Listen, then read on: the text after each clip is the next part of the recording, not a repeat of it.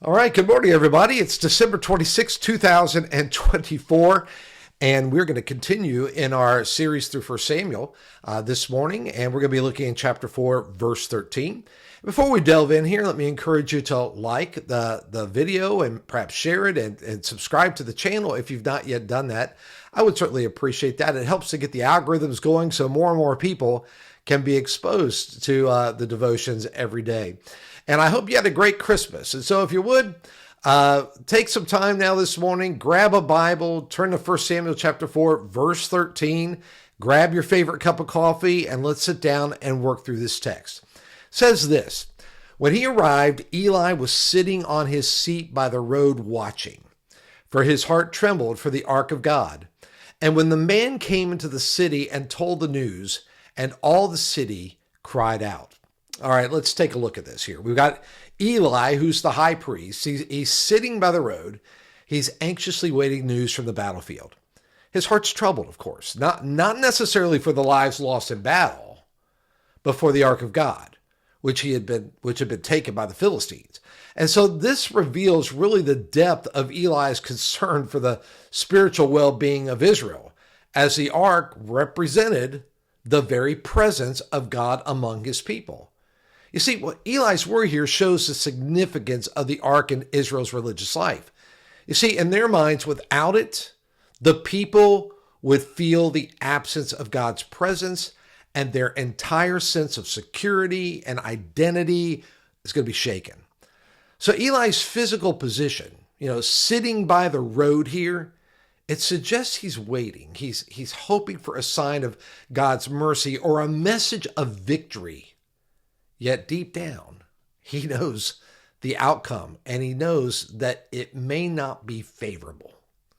So when the man from the battlefield finally arrives and he delivers the news, the entire city of Shiloh erupts in loud mourning.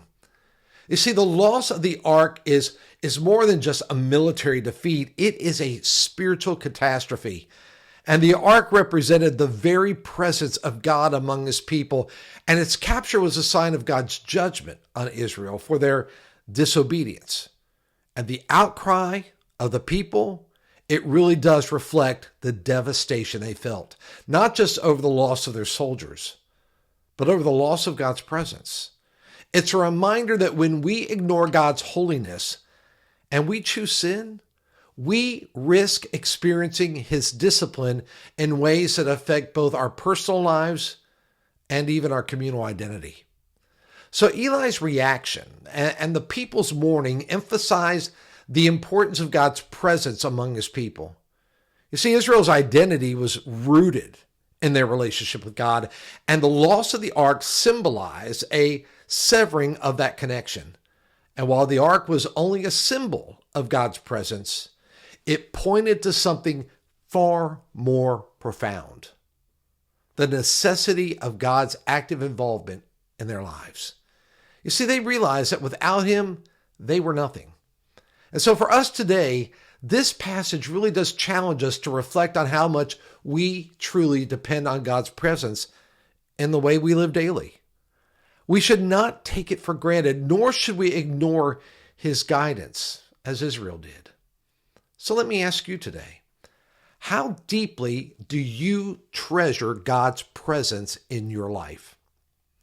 In times of struggle or in difficulty, we can sometimes forget how essential God's presence is. So today, take time to reflect on how dependent you are on him, not just for physical provisions, but for his spiritual guidance and grace. And ask God to renew your desire for his presence and help you live in a way that honors him and blesses others. You see, it's important that we live in a way that acknowledges his importance in every aspect of our life.